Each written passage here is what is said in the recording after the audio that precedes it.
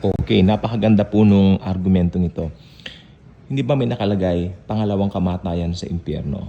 I believe this is Gehenna. Pero sabi naman ng iba, o kung mamamatay pala sa impyerno, dili ka, hindi na natin mararamdaman yung sakit o pasakit. Nagkakamali po kayo. Hindi po ganun ang ibig sabihin ng Bible. Yun po ay figure of speech. Ibig lang pong sabihin nun, napahamak na ang soul mo. Ibig sabihin, napahamak ang soul mo dahil nireject mo si Jesus.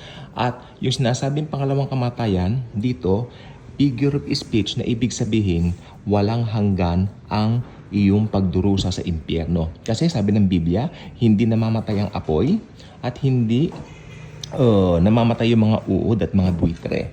That's something na napakalalim, pero kung titignan po natin ang mga bahagi ng scripture na binanggit yan, tanggapin natin yan ng may pananampalataya because ultimately, only Jesus knows everything. Tayo po ay mga clueless regarding dun sa ibang mga gagawin pa ng Panginoon sa mga bagay na yan. All we need to do is to accept what is written in the written word, the scripture, the Bible itself. So, pag sinabi pong ganyan, ibig pong sabihin talagang hindi namamatay ang mga uod, hindi namamatay ang apoy. Okay, di ba? Ibig lang pong sabihin yan, ang pangalawang kamatayan ay sumisimbolo lamang po, figure of speech, doon sa katotohanang forever and ever ang torment na daranasin ng isang tao o isang kaluluwa na mapupunta sa impyerno. Actually po, magkakaroon sila ng laman, okay, buto, bubuhayin po sila, hindi ba, doon sa tinatawag na white throne judgment. They will possess a body like this, tangible. I mean, nakakaramdam pag napaso, aray, di ba? Kapag sinampal, aroy, di ba? At I mean, same body as this because in the resurrection, hindi lang po ang mga believers ang bubuhayin, di ba? Bubuhayin din po ang mga unbelievers para hatulan. Ganito po yan. Magkakaroon ng pagkabuhay both believers and unbelievers. Ang mga believers para sa buhay na walang hanggan because they accepted Jesus Christ as their very own personal Lord and Savior.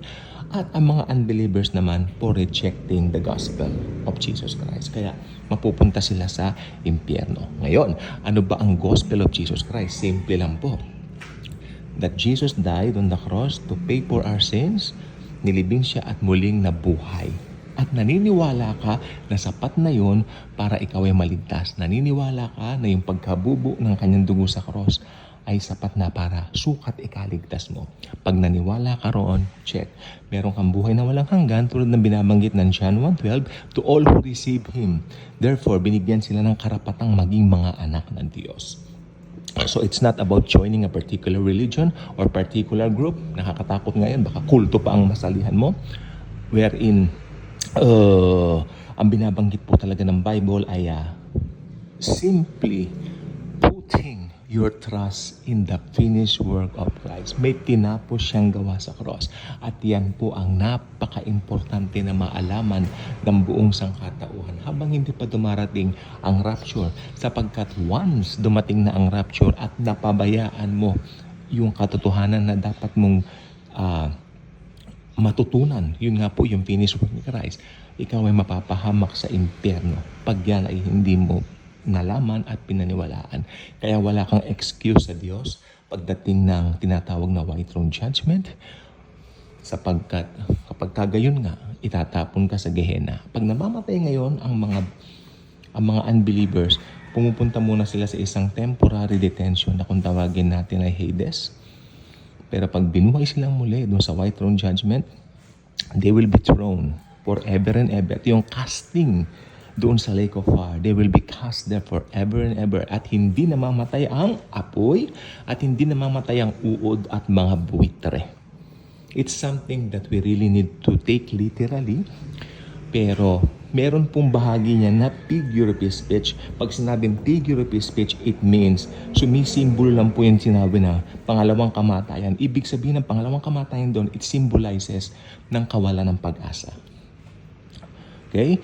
Kasi once they take the Bible literally, yung mga makasalanan, gagawa ng masama. Kasi may pangalawang kamatayan, papatayin na pala naman ako doon. At hindi ko na mararamdaman, no? Nagkakamali ka.